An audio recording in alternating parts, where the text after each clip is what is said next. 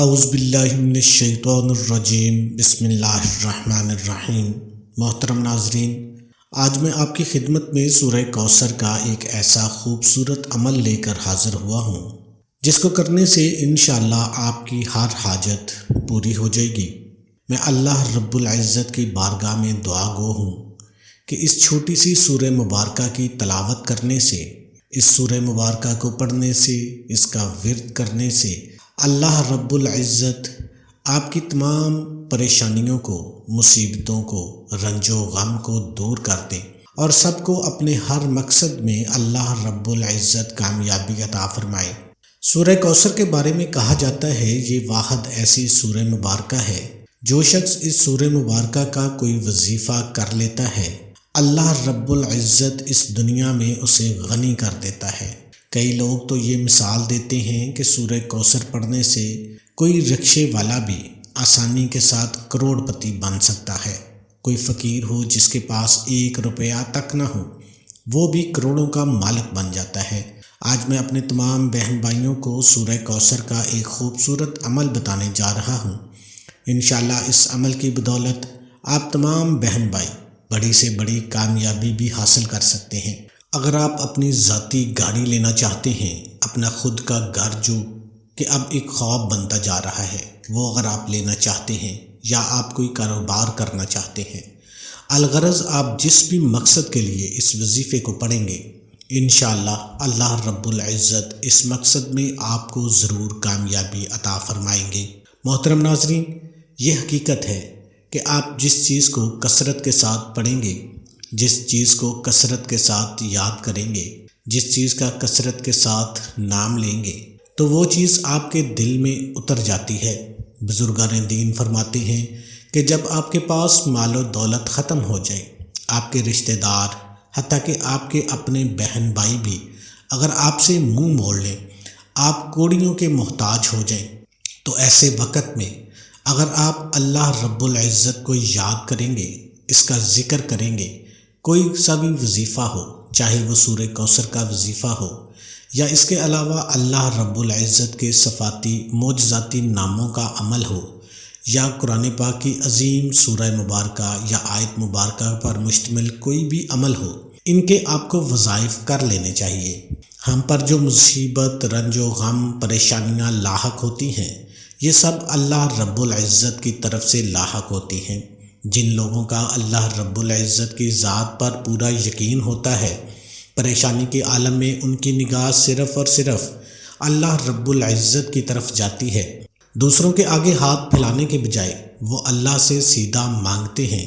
جب ہم اللہ رب العزت سے سچے دل کے ساتھ اپنے گناہوں کی معافی طلب کرتے ہیں، اس سے مانگتے ہیں، اس کے سامنے رو کر گڑ گڑا کر دعائیں کرتے ہیں، اللہ رب العزت ہمیں اس پریشانی سے فوراً نکال دیتا ہے۔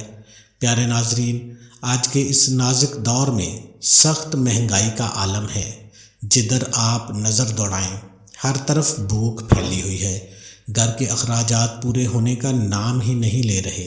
میرے وہ بہن بھائی جو چاہتے ہیں کہ اللہ رب العزت اپنے کرم و فضل سے ان کے گھر میں برکت عطا فرمائے اور ان کے مہینے کے اخراجات صحیح سے گزریں، وہ خوشی خوشی پورا مہینہ گزاریں، بغیر کسی کے آگے ہاتھ پھیلائے، اور آہستہ آہستہ ان کے کاروبار میں، ان کے رزق میں برکت پیدا ہونا شروع ہو جائے، وہ دن بدن ترقی کی طرف چلنا شروع ہو جائیں، تو اس کے لیے آج کا ہمارا بتلایا ہوا سورہ کوثر کا ایک چھوٹا سا عمل لازمی کر لیں۔ ہم اپنی ہر ویڈیو میں کوشش کرتے ہیں کہ ہم آپ کو اللہ رب العزت کے کلام سے کوئی خاص وظیفہ بتائیں، لہٰذا اللہ کے کلام کو پڑھنے میں کوئی مذائقہ نہیں ہے۔ اگر ایک انتہائی غریب شخص بھی اس عمل کو کرنے کی بدولت اللہ اسے نواز دیتا ہے، تو پھر میں سمجھتا ہوں کہ ہم سب کو اس عمل کو لازمی کر لینا چاہیے، کیونکہ آج کے موجودہ دور میں ہر انسان کے دل میں کوئی نہ کوئی خواہش لازمی ہوتی ہے۔ اگر آپ کے دل میں کوئی بھی خواہش ہے، اگر آپ چاہتے ہیں کہ اللہ رب العزت اس خواہش کو پورا فرما دے، تو خدا را آج کا بتلایا ہوا سورہ کوثر کا وظیفہ جو میں ابھی آپ کو بتانے جا رہا ہوں، اس وظیفے کو لازمی کر لیں۔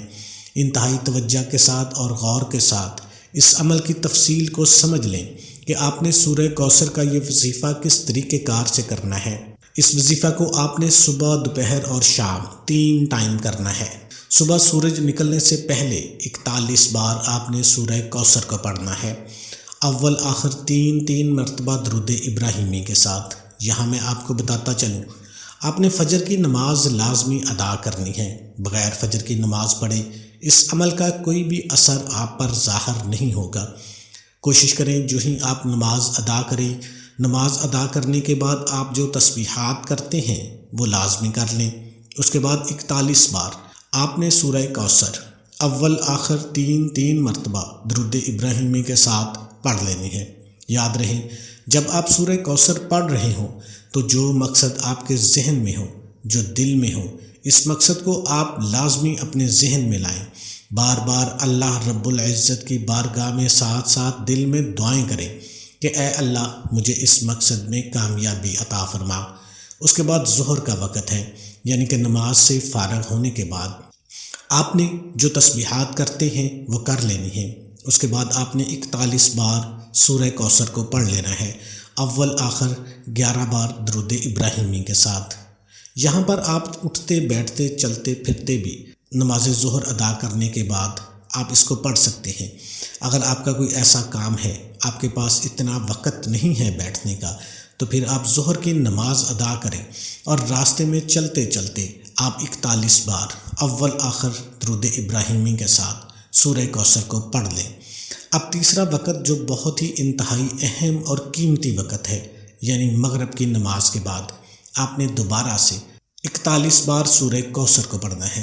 یہاں پر 1-2 چیزیں آپ نوٹ فرما لیں۔ جتنے بھی وظائف ہوتے ہیں یا تو وہ فجر کے وقت کو کرنے کے ہوتے ہیں یا مغرب کی نماز کے بعد ان وظائف کو کیا جاتا ہے، لہٰذا آپ نے مغرب کی نماز کے بعد سورہ کوثر کو 41 بار اس طریقہ کار سے پڑھنا ہے کہ جب آپ مغرب کی نماز کے بعد فارغ ہو جائیں تو آپ سب سے پہلے 2 رکعت نماز صلاۃ الحاجات کی ادا کریں۔ کوشش کیا کریں کہ جب بھی مغرب کے بعد آپ کے پاس اگر وقت ہے تو 2 رکعت نفل لازمی پڑھ لیا کریں۔ اس طرح آپ نے مغرب کی نماز کے بعد 2 رکعت نماز صلاۃ الحاجات کے ادا کرنے ہیں۔ اس کے بعد آپ جائے نماز پر بیٹھ جائیں۔ خشوع و خضوع کے ساتھ آپ نے 41 بار سورہ کوثر کو اول آخر 3 مرتبہ درود ابراہیمی کے ساتھ پڑھنا ہے۔ ناظرین، یہ ایک دن کا عمل ہو گیا۔ اسی طریقہ کار سے آپ نے دوسرے دن بھی سورہ کوثر کو فجر، ظہر اور مغرب کی نماز کے بعد پڑھنا ہے، اور تیسرے دن بھی آپ نے اس عمل کو دہرانا ہے۔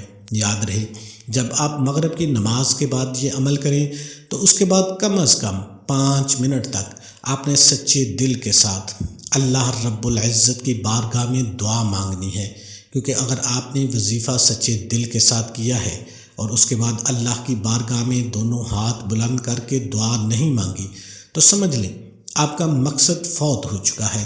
آپ نے سچے دل کے ساتھ جو بھی آپ کی حاجت ہے، چاہے وہ رزق کا مسئلہ ہے یا اور کوئی بھی دوسرا مسئلہ ہے، وہ آپ نے دونوں ہاتھ بلند کر کے اللہ رب العزت کی بارگاہ میں مسئلہ اپنا پیش کرنا ہے۔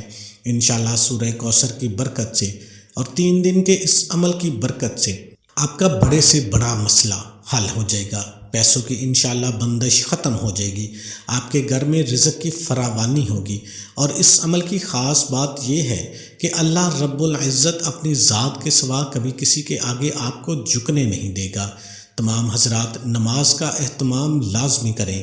تمام دوستوں سے گزارش ہے کہ اللہ کے 99 ناموں میں سے ایک نام کمنٹ میں ضرور لکھیں۔